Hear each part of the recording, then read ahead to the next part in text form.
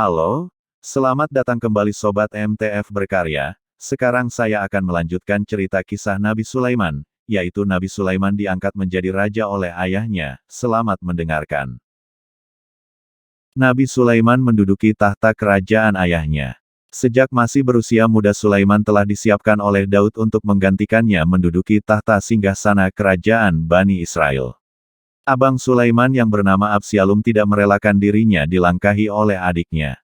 Ia beranggapan bahwa dialah yang sepatutnya menjadi putra mahkota dan bukan adiknya yang lebih lemah fisikalnya dan lebih muda usianya serta belum banyak mempunyai pengalaman hidup seperti dia. Karenanya ia menaruh dendam terhadap ayahnya yang menurut anggapannya tidak berlaku adil dan telah memperkosa haknya sebagai pewaris pertama dari tahta kerajaan Bani Israel. Absyalum berketetapan hati akan memberontak terhadap ayahnya dan akan berjuang bermati-matian untuk merebut kekuasaan dari tangan ayahnya atau adiknya apapun yang harus ia korbankan untuk mencapai tujuan itu. Dan sebagai persiapan bagi rancangan pemberontakannya itu, dari jauh-jauh ia berusaha mendekati rakyat, menunjukkan kasih sayang dan cintanya kepada mereka, menolong menyelesaikan masalah-masalah yang mereka hadapi serta mempersatukan mereka di bawah pengaruh dan pimpinannya.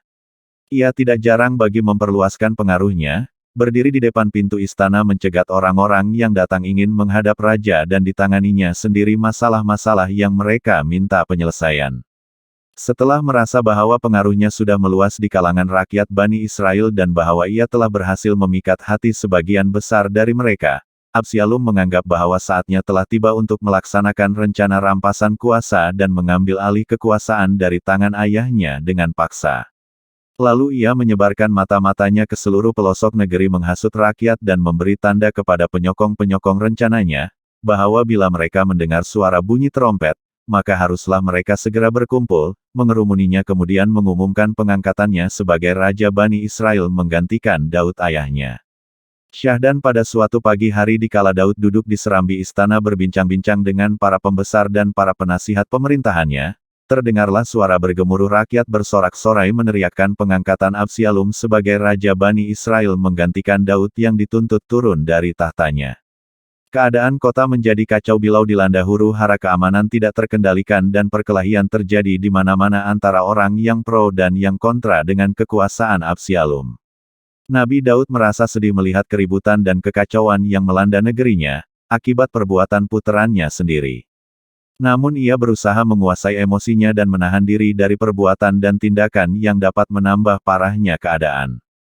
Ia mengambil keputusan untuk menghindari pertumpahan darah yang tidak diinginkan, keluar meninggalkan istana dan lari bersama-sama pekerjanya menyeberang sungai Yordan menuju Bukit Zaitun.